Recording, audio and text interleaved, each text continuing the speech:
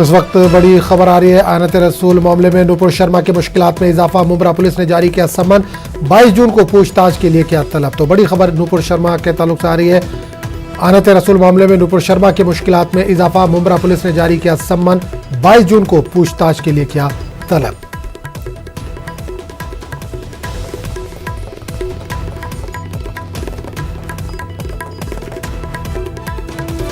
तो बड़ी खबर आनत रसूल मामले में इस वक्त आ रही है। नूपुर शर्मा की मुश्किलात में इजाफा। मुंब्रा पुलिस ने जारी किया सम्मन, 22 जून को पूछताछ के लिए किया जा सकता है तलब। तो बड़ी खबर इस वक्त नूपुर शर्मा की मुश्किलात में इजाफा। मुंब्रा पुलिस ने जारी किया सम्मन, 22 जून को पूछताछ के लिए तलब किया है।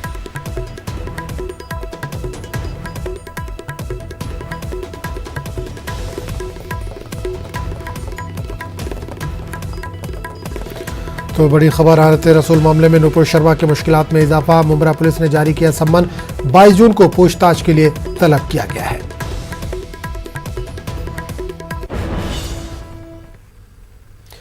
राहुल गांधी पंजाब के मानसा में सिद्धू मूसेवाला के आबाई गांव मूसा पहुंचकर सिद्धू के अहले खाना से मुलाकात की, उनका हाल चाल जाना। पंजाब में हाल ही में हुए असेंबली इलेक्शन से पहले सिद्धू मूसेवाला ने कांग्रेस में शमूलियत इख्तियार की थी। सिद्धू मूसेवाला के कत्ल के बाद से ही कांग्रेस आप हुकूमत पर लगातार हमलावर है और लॉ एंड ऑर्डर पर सवाल उठा रही है। सिद्धू मूसेवाला के अहले खाना सीबीआई जांच का मुतालबा कर रहे हैं।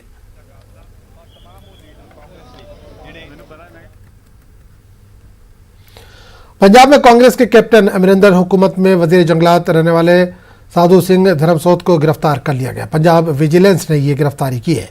गिरफ्तार कंट्रैक्टर ने साबिक वजीर साधु सिंह धर्मसोत को रिश्वत देने का इंकशाफ किया। इस मामले में 2 ब्रोकर को भी गिरफ्तार किया गया। धर्मसोत पर इल्जाम है कि एक दरख्त काटने के लिए 500 रुपये रिश्वत लेते थे।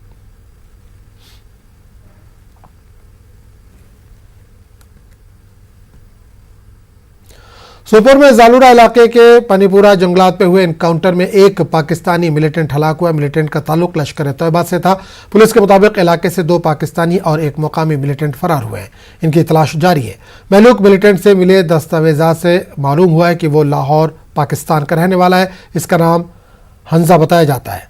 इसके कब्जे से एक AK-47 राइफल, 5 मैगजीन और दीगर मवाद बरामद किए गए हैं।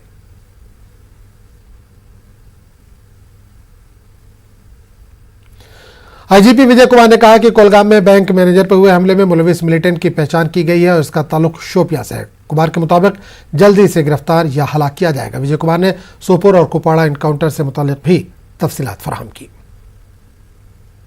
सोपोर को इन्फॉर्मेशन मिला था कि जलोरा फॉरेस्ट पर कुछ मूवमेंट है। उसके बाद पुलिस आर्मी मिलके एरिया में कॉर्डन डाला। जब सर्च शुरू हुई तो इनकाउंटर शुरू हो गया, जिसमें एक पाकिस्तानी टेररिस्ट मारा गया, जिसके डॉक्यूमेंट से उसका नाम हंजला पाया जाता है। ये लाहौर का रहने वाला है। उसके पास AK-47 5 मैगजीन मिला है, काफ़ी हथियार, और वहाँ से 2 पाकिस्तानी टेररिस्ट भागने में कामयाब भी हो गया। लेकिन उसका दोनों का पिट्ठू गिर गया। उसमें बहुत सारे डॉक्यूमेंट्स मिला है, जिस पर हम लोग और स्टडी कर रहे हैं।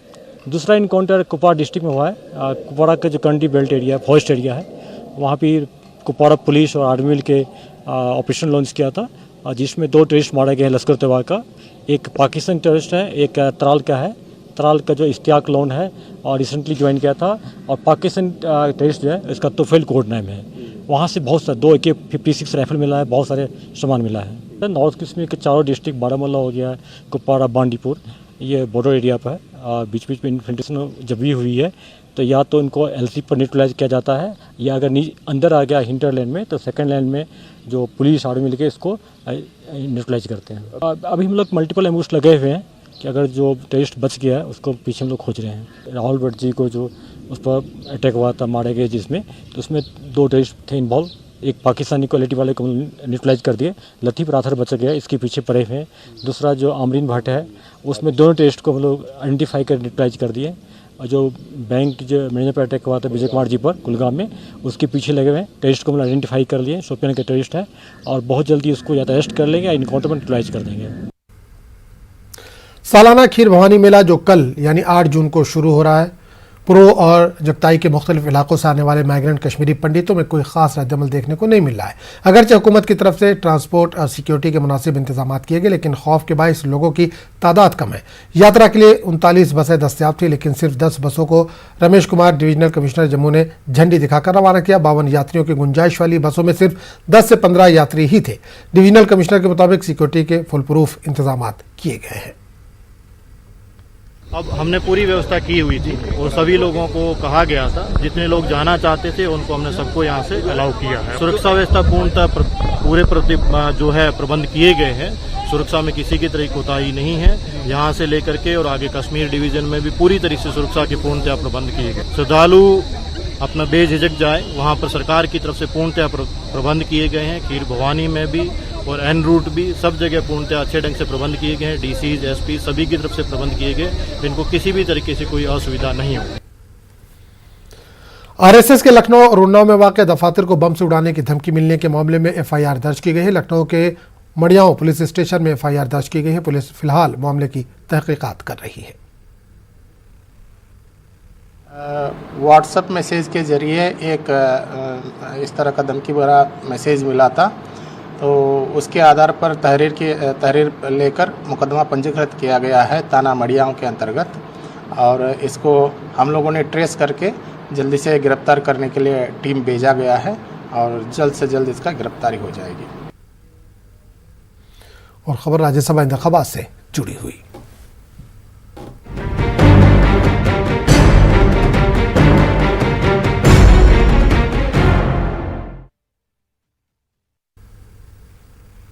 राज्यसभा इंतखाबात से पहले शिवसेना के अरकान असेंबली को मुंबई के बलाड में वाक़ होटल द रिट्रीट में मुंतकिल कर दिया गया। दरअसल महाराष्ट्र के वज़ीर आला उद्धव ठाकरे ने शिवसेना और कुछ आज़ाद अरकान असेंबली के साथ वर्षा बंगले में मीटिंग की। मीटिंग में संजय राउत, एकनाथ शिंदे, सुभाष देसाई भी मौजूद थे। कल रात मीटिंग के बाद तमाम एमएलएज को एक बस में होटल रिट्रीट लाया गया। आज शाम उद्धव ठाकरे कांग्रेस, एनसीपी, शिवसेना, आज़ाद और महाविकास आघाड़ी की छोटी पार्टियों के एमएलएज के साथ मीटिंग करने वाले। इस मीटिंग में शरद पवार, मल्लिकार्जुन खड़गे और नाना पटोले शिरकत करेंगे। मीटिंग के बाद महाविकास आघाड़ी ने तमाम एमएलएज को होटल में एक साथ रखने की बात कही है। शिवसेना ने दावा किया है कि कल की मीटिंग में 65 एमएलए पहुंचे थे, जिनमें से 55 शिवसेना एमएलएज और 10 आज़ाद एमएलएज बताए जा रहे हैं। इसके साथ ही समाजवादी पार्टी, बहुजन विकास आघाड़ी और दीगर छोटी पार्टियों ने भी मीटिंग में शिरकत नहीं की, जो शिवसेना के लिए तशवीश की बात है। मीटिंग के बाद आज़ाद और शिवसेना एमएलएज ने कहा कि महाविकास आघाड़ी और शिवसेना का ही उम्मीदवार जीतेगा। हिकमत अमली के तहत इन्हें होटल मुंतकिल किया जा रहा है।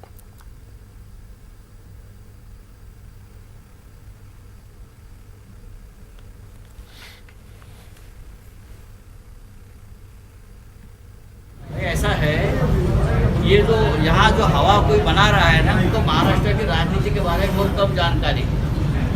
महाराष्ट्र में महाविकास आघाड़ी के 4 उम्मीदवार हमने खड़े किए हैं और 4 ही उम्मीदवार जीत कर आएंगे, उसमें से 2 शिवसेना के। लेकिन जो निर्दलीय लोग नाराज हैं, जैसे कोई निर्दलीय नाराज नहीं है। मेरे बाजू में एकनाथ शिंदे साहब बैठे हैं, उनका ज़्यादा संबंध है। निर्दलीय जो हमारे विधायक है नाराज है। अगर मैं ये कहूँ कि भारतीय जनता पार्टी के समर्थन वाले जो लोग हैं वो भी नाराज है और हम वोट करने वाले हैं, तो क्या आप विश्वास रखेंगे? ये बात होती है हर चुनाव में, चाहे विधान परिषद हो चाहे राज्यसभा। इस प्रकार की बातें लोग सामने लाते हैं।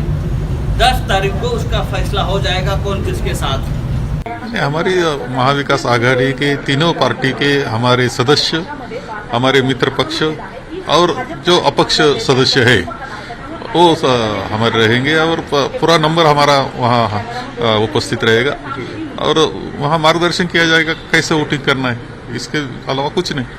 अभी एक है राज्यसभा का जो वोटिंग होता है वो प्रेफरेंशियल टाइप का वोटिंग होता है। उसमें क्रमांक दिए जाते हैं, 1, 2, 3 ऐसे क्रमांक दिए जाते हुए।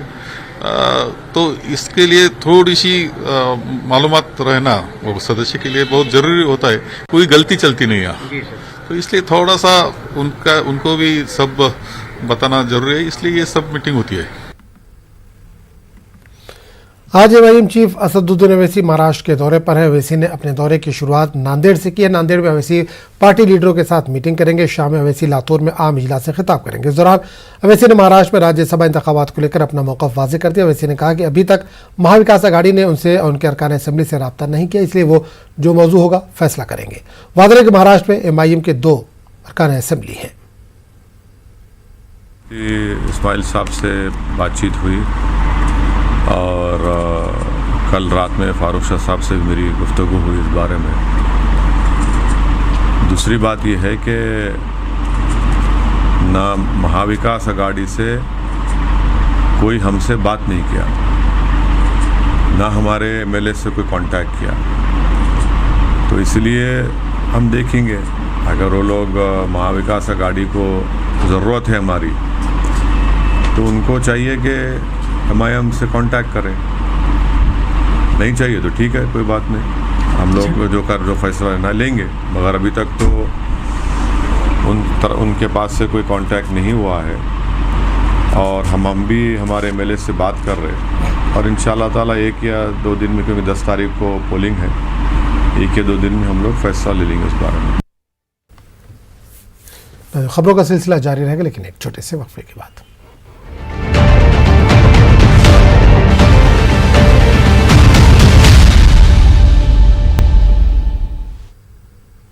उत्तराखंड में मध्य प्रदेश के तीर्थ यात्रियों की बस हादसे में जाँ बहक होने वाले 25 तीर्थ यात्रियों के आखिरी रसूमात अदा किए जाने का सिलसिला जारी है। तीर्थ यात्रियों की बस हादसे से सबक लेते हुए महकमे सेहत ने सूबे से मध्य प्रदेश के बाहर तीर्थ यात्रा या सेहत पर जाने वालों का पोर्टल पर रजिस्ट्रेशन करने का बड़ा फैसला किया है। मध्य प्रदेश के वज़ीर सकाफत व सेहत उषा ठाकुर ने तीर्थ यात्रियों और सयाहों का पोर्टल पर रजिस्ट्रेशन किए जाने को वक्त की बड़ी ज़रूरत से ताबीर किया है।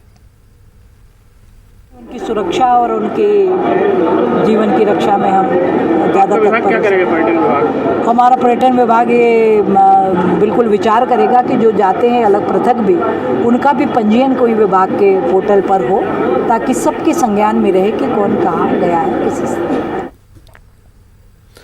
दूसरे सूबों के मुकाबले बिहार में मुसलमानों की हालत सबसे बेहतर है, ये कहना है जेडीयू के general secretary major Iqbal Haider का। वादा है कि जेडीयू के मुस्लिम लीडर सूबे के मुस्लिम वोटरों को पार्टी के करीब लाने की मुहिम में जुटे हैं।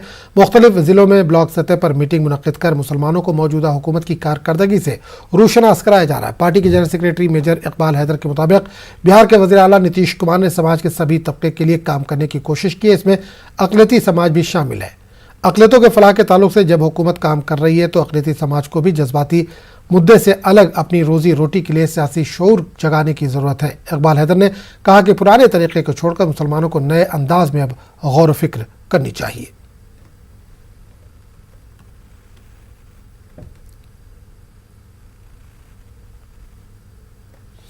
अजमेर के दरगाह इलाके के अंदरकोट में पानी के बावड़ी की सफाई का काम खुद इलाके के लोगों ने किया है। इलाके के लोगों का कहना है कि शदीद गर्मी में जहां हर तरफ पानी का मसला है, वहीं पानी के कुदरती ज़राए का ख्याल रखने वाला कोई नहीं। इलाके में कुदरती पानी के वसाइल बावड़ी में कचरे के ढेर लगे हुए हैं। प्रशासन को हमने पहले भी लिख के दिया, ज्ञापन दिया, और ये गर्मी के दिन आ रहा है, मई जून का महीना चल रहा है, अभी जुलाई लग जाएगा, आप जून आ गया, जुलाई ख़त्म हो गया। पानी की पोजीशन ये है, गंदगी तमाम इसके अंदर कचरा वगैरह उड़ के आता, कुछ मोहल्ले वाले भी डालते थे। हमने मुहिम चलाई महिला मिल के इसकी सफाई का पूरा, हर घर से एक आदमी लेके ला के सफाई कर रहा हम। अब ये करने के बाद प्रशासन से हम घर में निवेदन करेंगे, इसमें दवा डलवा दो, इसका जाली का इंतजाम लगा दो, ये कचरा इसमें गिरे नहीं। ये प्राचीन काल की बावड़ी है, पीने का पानी, बड़वा बावड़ी है, ये केला बावड़ी, बड़ा बावड़ी या भाटा बावड़ी, ये सब पुरानी बावड़ी है। पहले जब नल की व्यवस्था नहीं थी, इससे पानी पीते थे, यही पानी सब लोग पीते थे। ये पानी की हालत आप देख लो, इस तरह पानी का हाल हो रहा है, ना सफाई हो रही है, कुछ हो रही है। हमने हमारी मुहिम चलाई है, हम प्रशासन निवेदन करते हैं नगर निगम से, इसमें दवा वगैरह डाले और पानी की अच्छी सफाई हो जाए, बाहर टंकी लग जाए तो पब्लिक के लिए पानी आम हो जाए।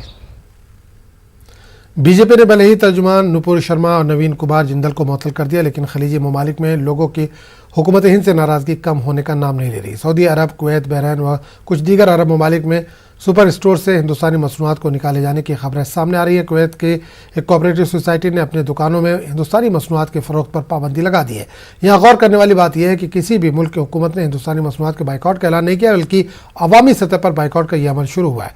कंपनियां भी अपने सतह पर ही हिंदुस्तानी मसनूआत का बाइकआउट करने या फिर अपने यहाँ से हिंदू मुलाजमीन को निकालने का फैसला ले रही हैं। Modi has been working so very hard to convert this transactional relationship with the Middle East, especially with the Gulf countries, into a real strategic partnership. And just small incidents like that, which have a very large repercussions, because those spokesmen or the people sitting on the TV debates, frankly, have no clue what they are talking about, what kind of problems against our national interest they can bring. They are simply looking to score a point by being verbose, absolute rubbish. And this must be contained. I'm happy that Bharatiya Janata Party came out, suspended them, taking action against them. There are FIRs against them, which has assuaged the feeling of the governments which had in the Middle East. But at the same time, let us not forget that in the Arab world, the governments hardly control the Arab street. And the public-to-public perception is extremely important. We must make sure that no religion by any religious guru, mullah, maulvi, priest, or any adherents or another religion disrespect the other. Pakistan के PTI leader का एक अजीब व गरीब बयान सामने आया था। रुकन कौमी असम्बली अताउल्लाह एडवोकेट की जानिब से जारी वीडियो बयान में कहा गया था कि इमरान खान के बाल को भी नुकसान हुआ तो मुल्क चलाने वाले सुन ले, ना आप रहेंगे ना ही आपके बच्चे। अताउल्लाह एडवोकेट ने मजीद कहा था कि अगर इमरान खान को कुछ हुआ तो वो खुदकुश हमला कर देंगे। लेकिन अब अताउल्लाह एडवोकेट के सुर बदल गए हैं। अताउल्लाह एडवोकेट उनके बयान को तोड़ मरोड़ कर गलत अंदाज में पेश करने का इल्ज़ाम लगा रहे हैं।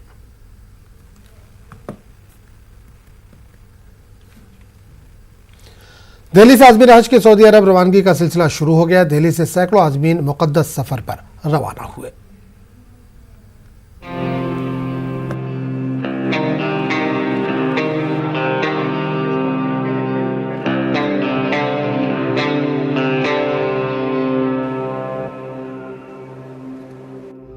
दिल्ली के इंदिरा गांधी इंटरनेशनल एयरपोर्ट का ये टर्मिनल 3 है।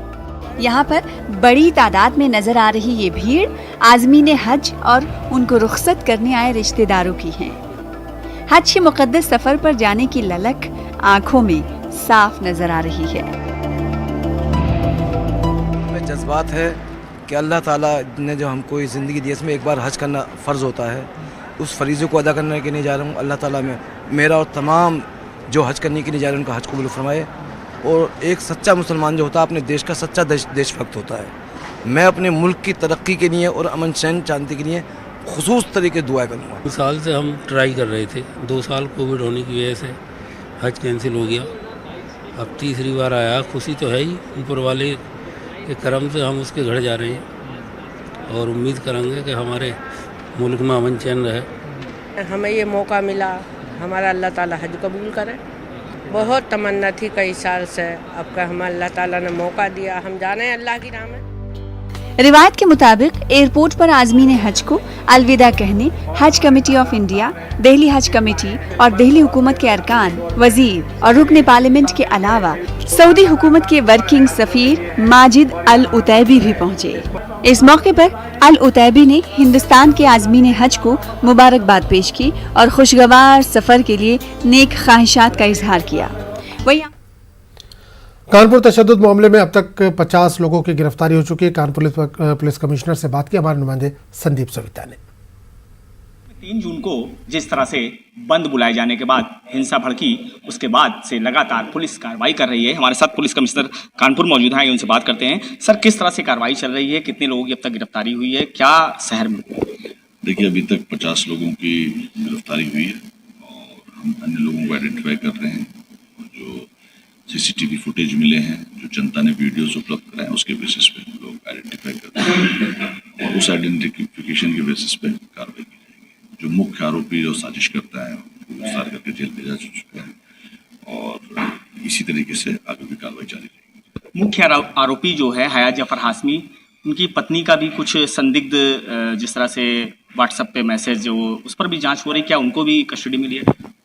देखिए, उन्हें कस्टडी में नहीं लिया गया। इन्वेस्टिगेटिव टीम बनाई है हमने, ये सारे पहलुओं को देख रही है, ना सिर्फ इनको बल्कि सब जिसके भी जो व्हाट्सएप जिसने भेजे हैं, क्या किसका रोल है, ये इन्वेस्टिगेटिंग टीम सारी चीज़ों को देख रही है। सर, एक चीज़ और, जिस तरह से शहर काजी हैं या कई अन्य लोग हैं, बात कर रहे हैं, इससे अफवाहें भी फैल रही हैं, ऐसे लोगों पर कैसे कार्रवाई? नहीं, हम लोग सोशल मीडिया को रेगुलरली वॉच कर रहे हैं और उस पर अगर कोई इस तरह की अफवाह है तो उसका तत्काल खंडन किया जाएगा और सुनिश्चित किया जाएगा कि शहर में अमन चैन कायम रहे। जिस तरह से आपने देखा कि साफ तौर से कमिश्नर साहब का कहना है कि कार्रवाई लगातार जारी है और जांच जारी रहेगी और शहर में अमन चैन बनाए रखा जाएगा। कानपुर से संदीप सविता, न्यूज़ 18 उर्दू।